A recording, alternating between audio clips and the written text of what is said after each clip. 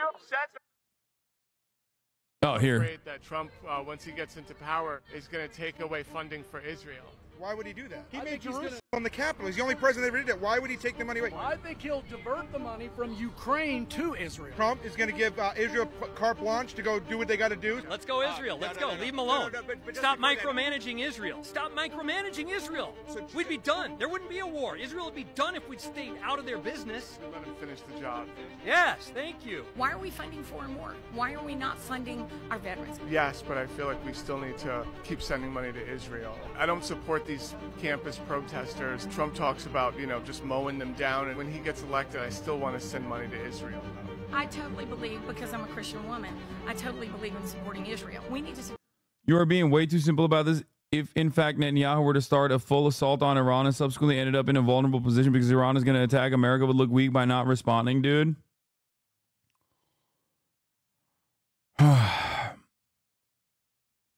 That is the nuclear option that will destroy the Democratic Party's chances of winning the election no matter what. That is in Benjamin Netanyahu's pocket. That literally is a thing that I am warning against right now, which is cut this before that happens. Cut this before that happens. You understand that, right? Hot take, Iran isn't as strong as they think they are. No, it doesn't matter. It does not matter. What you're describing is a double suicide pact. Okay? That is what I have been ringing the alarm bells on in perpetuity. That is exactly the reason why I'm saying cut this shit out before it gets there. There has not been a single inclination from the Israeli camp that they will stop at that. They will stop from doing that. They will not stop from doing that because they know we are going to defend them unconditionally no matter what. Okay? And if the 4,000 U.S. Marines that are currently in the region on aircraft carriers are drawn into war with Benjamin Netanyahu's October surprise, okay, it's going to be really shocking for a lot of people that go, oh my God, who could have foreseen this? How did we get here? As it stands currently, more than 50% of the American population does not want U.S. soldiers to be put in jeopardy for defending Israel. That is exactly what's going to happen if Benjamin Netanyahu chooses to unleash a multiple front war. If I can see it from over here, then I don't understand how the American government is not making this calculation.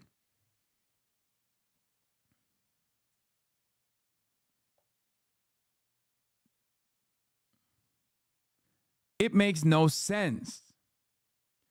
Checking in on the 40-plus swing state demographic POV from old HasanAbi head. What she said yesterday is overwhelmingly popular, even with right-wingers. People don't want her to say anything more because they're afraid she will come off as anti-Semitic, would risk blowing up a ceasefire, or they don't support the embargo, vast majority. The embargo is the only tool that America has. The arms embargo is the only tool that America has, is the only threat that America has to stop Israel. If they don't use it, Benjamin Netanyahu is going to play his hand to do something completely insane in an effort to ensure the Trump victory come November. Trump is flailing right now. There's a lot of progressive momentum.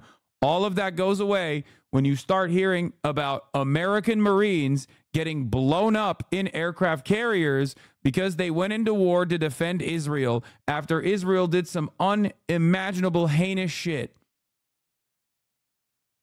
And the regional actors responded to it understandably.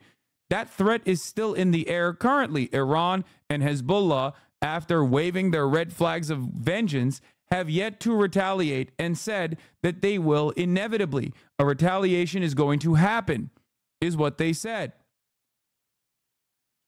American officials are in Israel right now trying to manage the results of said retaliation, hoping that that retaliation resembles the last Iranian retaliation, which was very limited. Okay?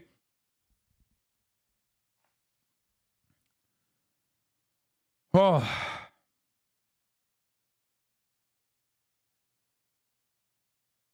Why isn't an October surprise? Ship might light off now. Potentially. But the October surprise is just a common trope. It's like top of the hour ad break. Common trope at the HasanAbi broadcast. And not only is it a common trope, but it also happens at the top of every hour. October surprise just seemingly happens every October. Okay? Every election cycle.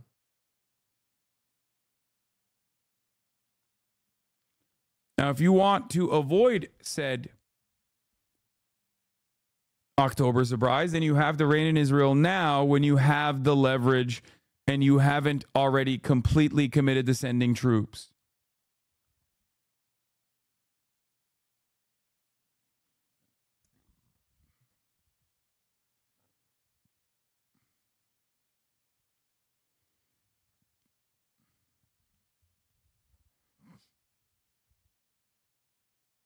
Multiple countries surrounding Israel along with the U.S. assets to shoot down everything. If that hadn't happened, they would have gotten pummeled. Yeah, exactly.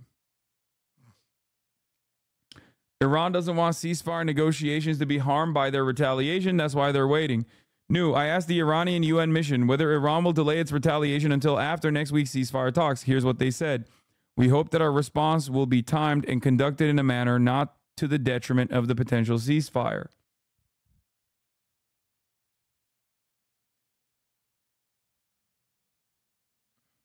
No, I don't think Benjamin Netanyahu will nuke Gaza. That's like a funny thing that people have been bringing forward.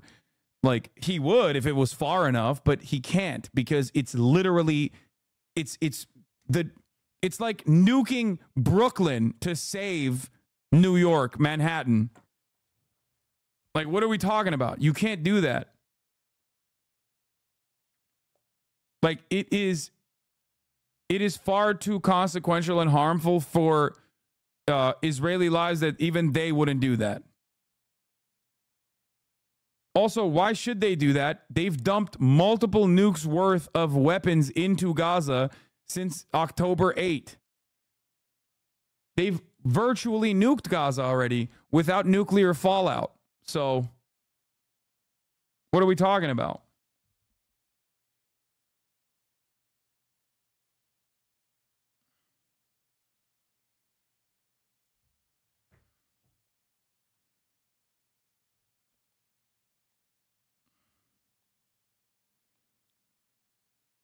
In a vacuum, of course, I want Kamala to come out as an arms embargo immediately. Yet we're in anything but a vacuum. Biden is still POTUS, wouldn't do shit. Netanyahu would immediately escalate in response.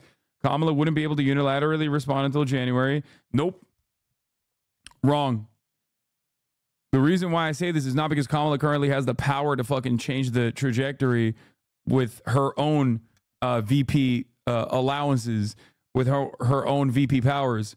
Kamala has the capacity to change the political trajectory by creating another pressure point on the Biden administration, given that she is under a fucking microscope right now and the media is eating out of the palm of her hand. Okay? In this opportunity, this is already a very popular idea.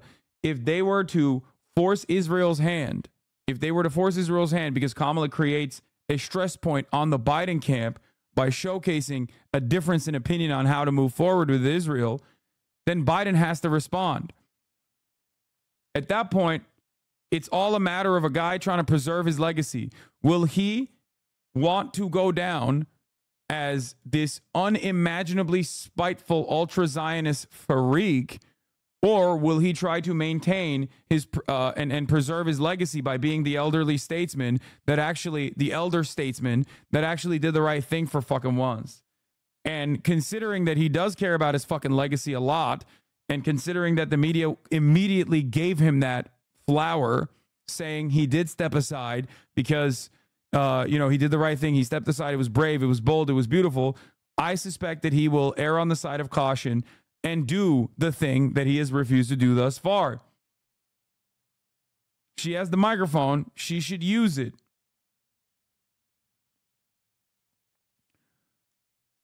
And the thing is, this is not even a brave stance. it's not even that crazy of a gamble on the public approval side. Do you understand? People don't like Biden. They like Kamala. The public is on our side. People don't like genocide. They want to stop the genocide. The public is on our side. She stands to lose nothing, and she stands to gain so much more if she were to do this, especially by eliminating one other outlet of interference that I foresee as a major fucking problem, especially because of how unimaginably unstable the Israeli government is currently. Benjamin Netanyahu is disinterested in putting forward a ceasefire negotiation because he's interested in maintaining power. He's interested in continuing the war. Why is he interested in continuing the war? Because he's unpopular. And when he is done continuing the war, when the war ends, he's going to fucking jail. Okay? They might even kill him. How the fuck are we waiting on the Trump of Israel? And how are we on the mercy and the whims of Trump of Israel and what he might do to ensure Trump wins this upcoming election?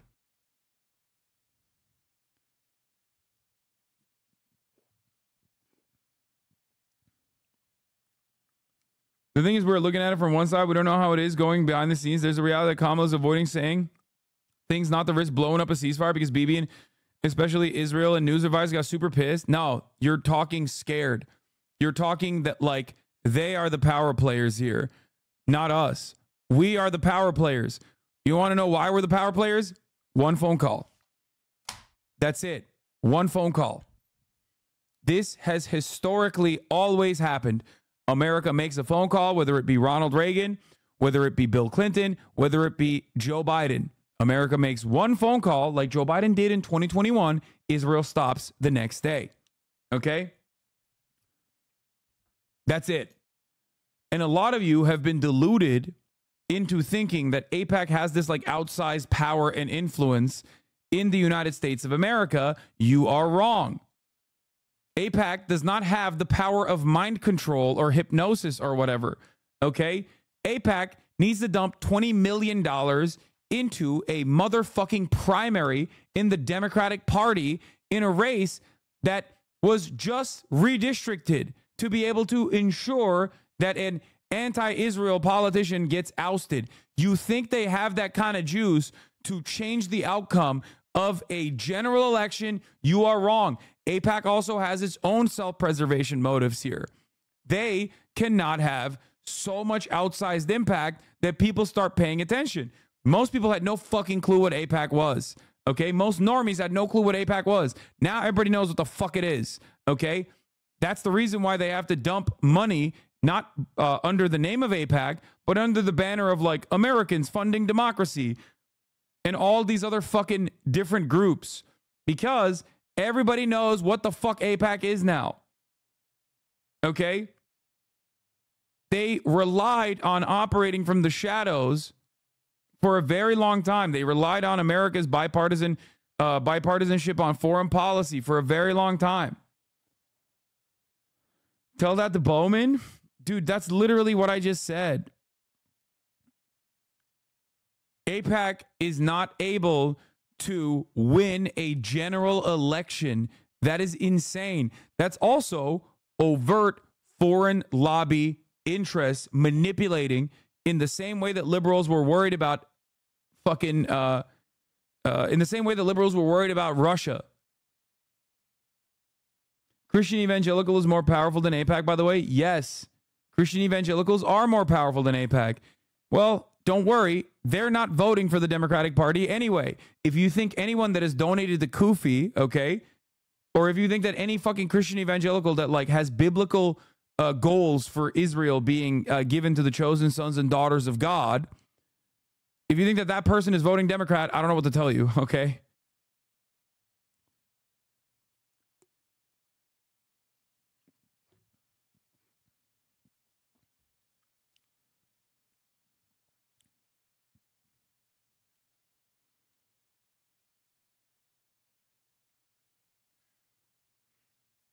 Anyway. Biden needs to put conditions on continued arms shipments. The conditions are Netanyahu turning himself into ICC. Problem solved, because he won't. No more arms. That's more insane than just making a private phone call and telling Benjamin Netanyahu to cut it out.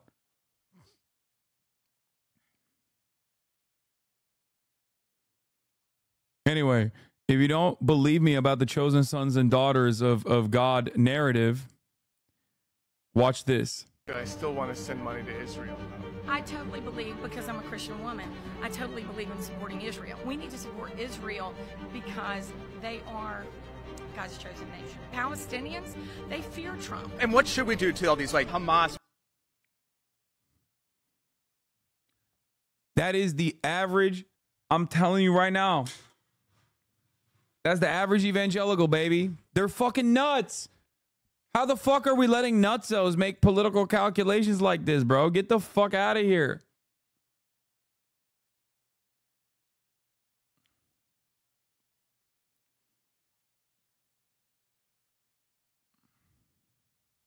Protesters on college campuses. I think we should say, look, if you're that gung-ho, then please, here's your one-way ticket, and good luck, Godspeed, we're all counting on you. That's part of Trump's platform. Yeah. Like in Wildwood, he was saying that, like we need to be deploying our troops to sweep these campuses clean.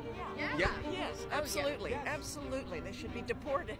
It'll be funny when Trump gets in and Palestine's gone and these guys are gone. Yeah.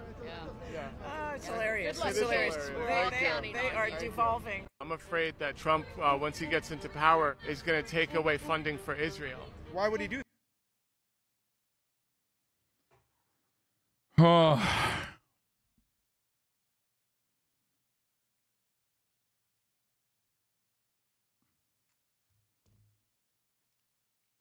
If Biden gave a shit about his legacy, we wouldn't be here where we are now. He's already Genocide Joe in history books.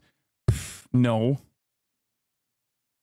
Yeah, dude, that's exactly why everybody always talks about how George Washington owned slaves, bro. History books are always so honest and so open. No, dude.